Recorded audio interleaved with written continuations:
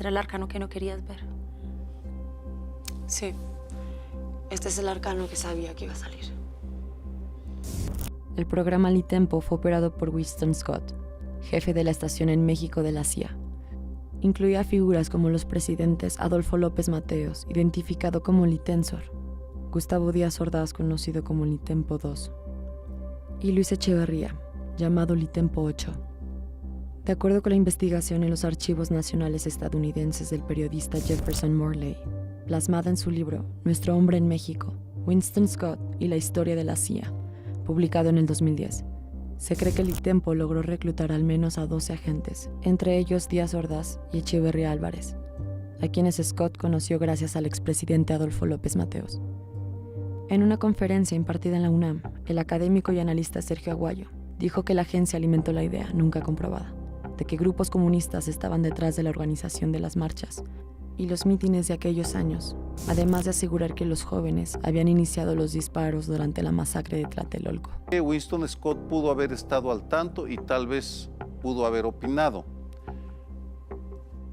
Tal vez cuando salga la evidencia se demuestre que no fue así, pero en todo caso sí fue responsable de alimentar la visión paranoica de Gustavo Díaz Ordaz, que estaba convencido que querían hacerlo dimitir para que Berto Castillo fuera presidente. Fue una fantasía, una locura.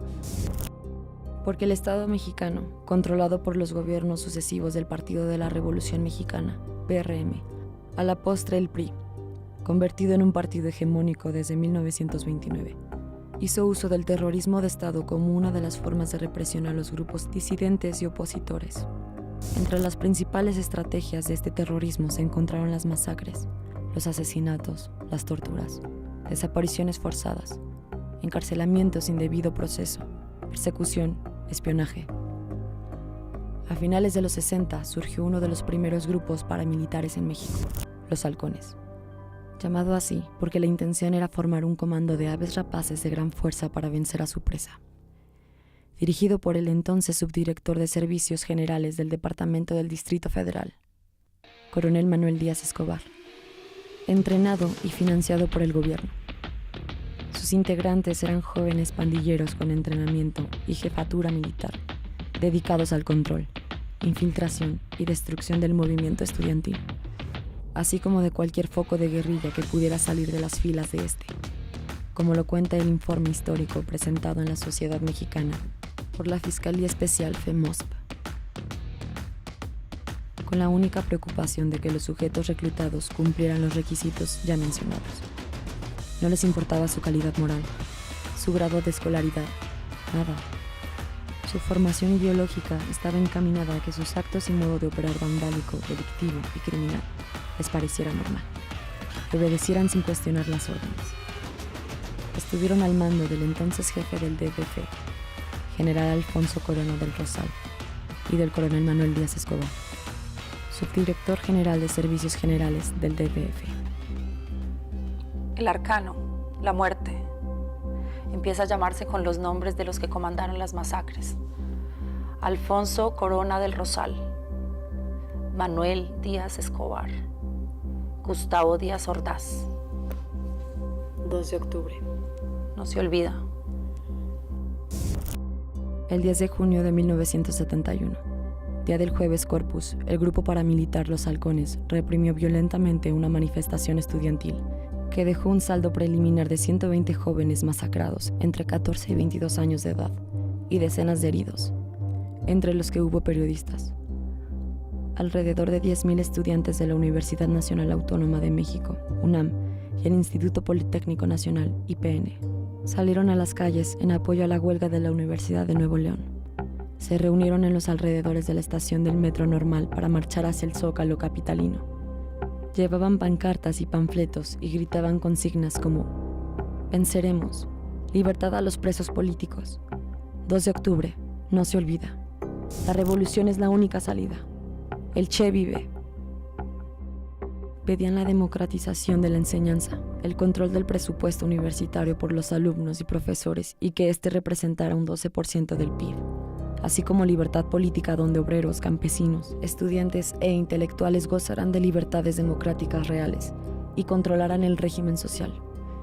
Educación de calidad para todos, respeto a la diversidad cultural mexicana, apertura democrática, apoyo a la vida política sindical de los obreros y fin de la represión por parte del gobierno. Cuando avanzaban por las calles, aparecieron decenas de jóvenes con palos y varas de bambú. Golpearon a los estudiantes y ellos respondieron con piedras y palos.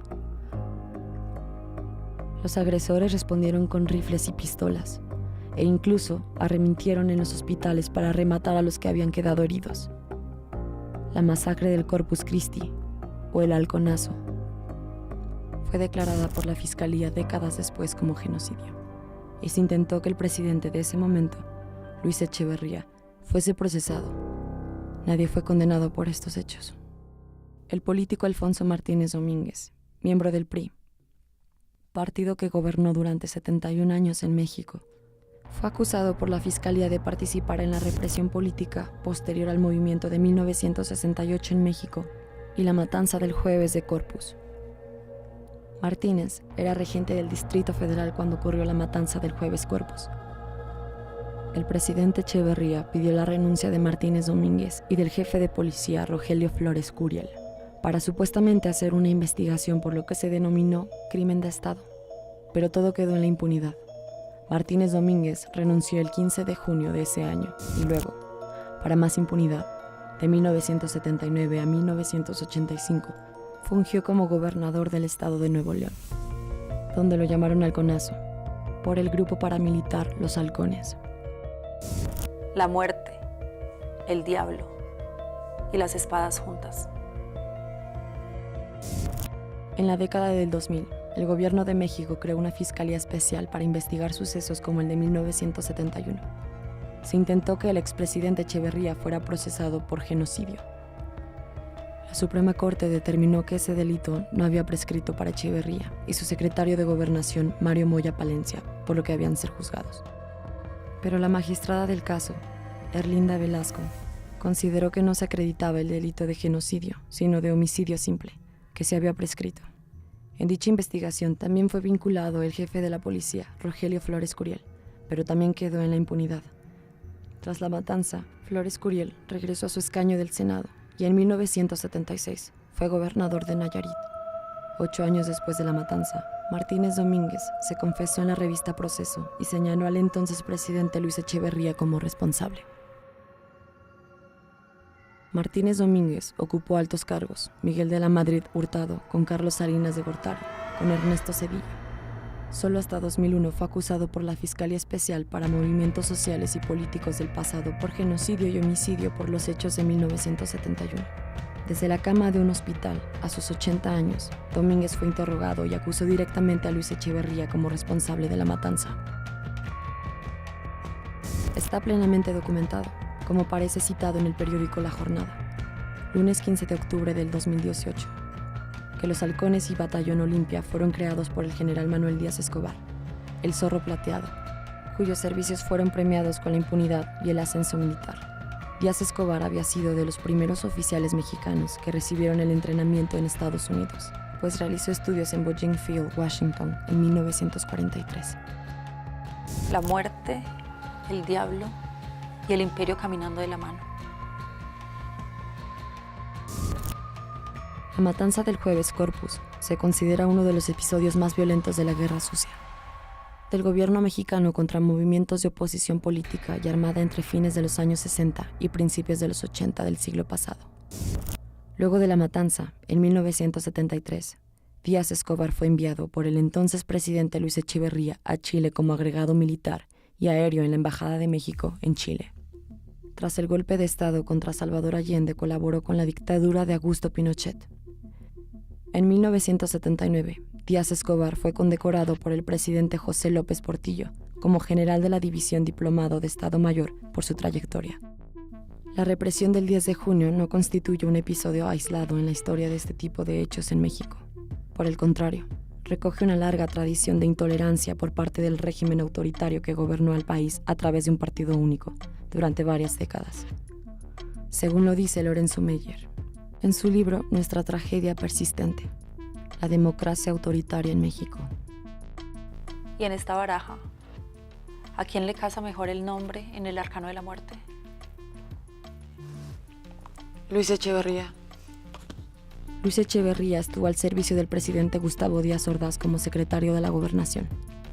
A ambos se les acusa de haber perseguido a movimientos de izquierda y de ser responsables de la matanza del 2 de octubre de 1968. Durante su mandato, llegó a prohibir el rock en México. En el libro La matanza del Jueves Corpus, de Alberto del Castillo Troncoso, sostiene que tanto el secretario de Gobernación Echeverría como el presidente Díaz Ordaz se desempeñaron como informantes de la CIA, bajo las siglas del ITEMPO. La consulta de archivos desclasificados de los servicios de inteligencia estadounidense aporta información muy relevante sobre los vínculos de los halcones con el gobierno de los Estados Unidos. A través de un programa de entrenamiento militar y policíaco para los oficiales realizado en aquel país en la primera mitad de 1971, como lo afirma Kate Doyle en The Corpus Christi Massacre, Mexico's Attack on its Students Movement, June 10, 1971. The National Security Archive, 10 de junio del 2003, según Alberto del Castillo Troncoso en su libro La matanza del Jueves Corpus.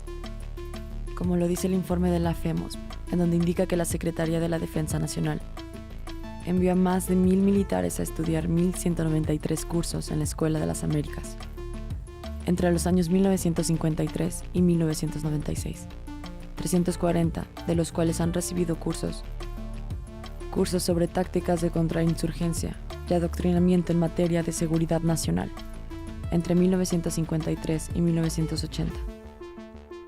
Según lo consta en los datos de SOA Watch, cuyos graduados se caracterizaron por participar y entrenar a grupos paramilitares como los halcones. Décadas después, estos grupos paramilitares conformarían los cárteles de la droga mexicanos. Esto explicaría claramente el porqué de su brutalidad y sus sanguinarios métodos. Su origen, su formación militar con influencia de la Escuela de las Américas, la ideología que les inculcaron.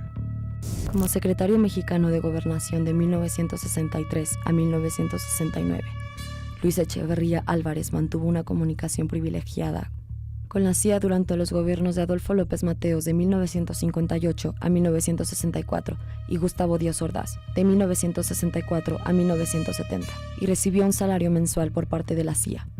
En el 2002, se convirtió en el primer presidente mexicano citado a declarar ante la justicia por este y otros casos. De acuerdo con el informe histórico de la Fiscalía Especial para los Movimientos Políticos y Sociales del pasado, durante el mandato de Luis Echeverría, la prensa independiente fue acallada. Desestabilizó y destruyó al periódico Excelsior.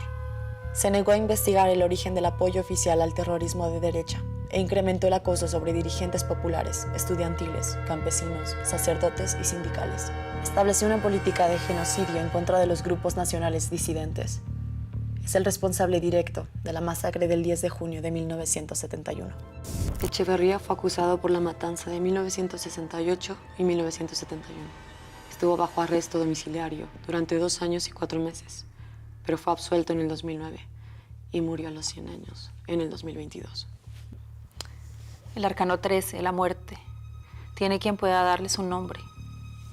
El imperio y el diablo contribuyeron para que la justicia no actuara. ¿Y a este qué podemos ponerle? La suma sacerdotisa, la imagen de la madre de una persona prudente, la acumulación de experiencia y de sabiduría. Copas para saciar la sed de saber.